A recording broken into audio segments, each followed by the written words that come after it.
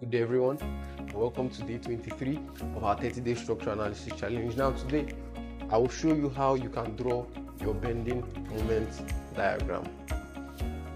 So this is our simple arrangement, and we have already discussed how you can actually calculate these support reactions over here. So I won't be going over that again. Just know that at A and B our support reactions is 2.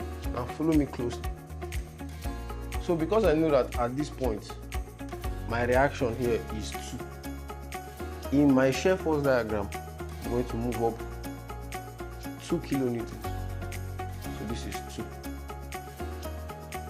Now I see that there is nothing else happening along this span to this point until I get here, so I can continue to travel at the same 2 till I get to this point where I have to descend by 2 kilonewtons.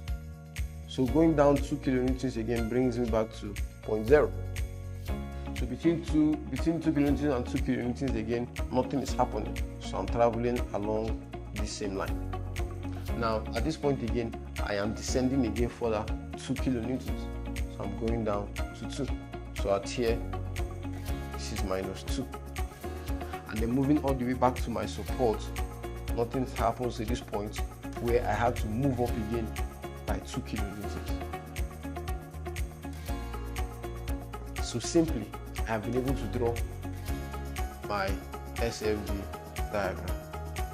Now for my bending moment diagram, you would always want to note that the bending moment under the shear force diagram is the area of that shear force diagram that we're having there.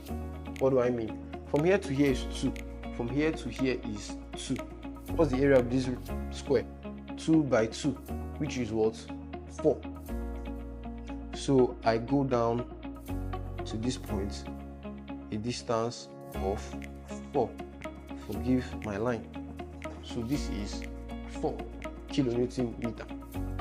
Nothing happens here, so I'm traveling at the same straight line to this point. So all along here, my bending moment still remains 4 kilonewton per meter. Then at this point, I have -2 multiplying 2 meters, which gives me -4 kilonewton per meter. Adding -4 to the 4 that I have here gives me 0 kilonewton per meter. So I started at 0 and I'm ending back at 0. So this becomes my bending moment diagram. By this is my shear force diagram.